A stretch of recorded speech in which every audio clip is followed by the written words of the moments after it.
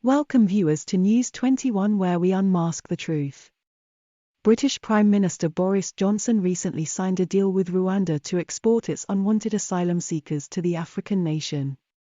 According to Boris, this action was much needed to stop what he called vile people smugglers who have turned the English Canal into a watery graveyard.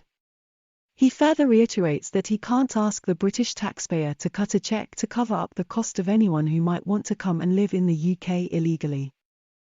Under this new scheme, people fleeing wars and persecutions will have to look for safer and legal routes to the UK or face the risk of being dumped in Rwanda, where their case will be processed, and if granted asylum, they will have to stay in Rwanda for at least 5 years.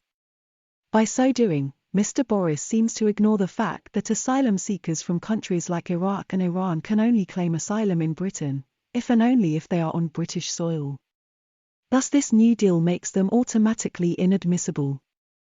While some nations like Australia, for example, have attempted to outsource their asylum processing offshore to Papua New Guinea, no country has ever tried to export its asylum responsibilities before. What this deal envisages is an end to the system of protection of those fleeing war and persecution that Britain signed up to more than 70 years ago. Johnson's attempt to move the immigration process offshore is not unique. It is part of a wider strategy used by governments of rich nations from Australia to the EU to discourage unwanted arrivals by creating hostile conditions. By outsourcing immigration management to low-income countries, the richer countries are furthering their geopolitical interest.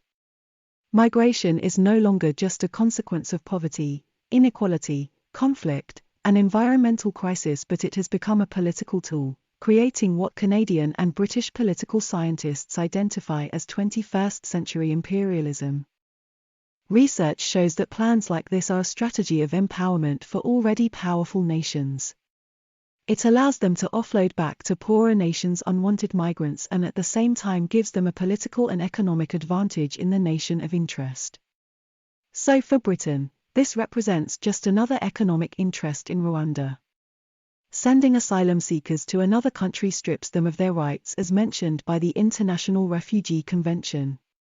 It denies them agency, doubles their displacement, and exposes them to prolonged uncertainty and further risk like the worrying Rwandan human rights records. Comparing the Rwandan deal with the safe haven opened to Ukrainian refugees in recent months, it is clear that UK immigration policy is biased in terms of race, religion, origin, and skill set.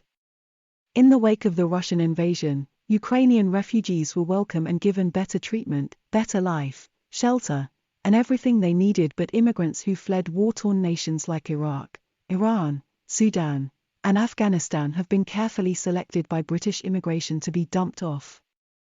Rwanda in its part stands to benefit from the UK's offer of £120 million to start the project.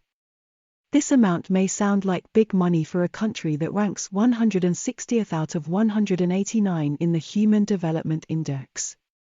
This scheme will also help elevate Rwanda's international profile as an engaged partner in global immigration and refugee governance.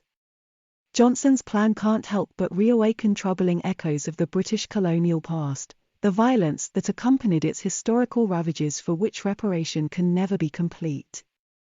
In a repeat of colonial politics, it tasks Africa yet again with working for UK's interest, for only short-term financial benefits, but in the long run, Africa's needs remain unmet. Many of these refugees have resulted in hunger strikes as a way of protesting against this move. Some even ready to die than be separated from their families. Many right groups and opposition politicians have said the deportation move is unethical and tried to have the London Court of Appeal reverse this decision, but the judge turned down their appeal and approved the first batch of refugees' flights scheduled for June 14. No matter the human origin, we believe that refugees should all be treated the same. Share your thoughts in the comments section and please don't forget to subscribe as a way of supporting us. Thanks for watching.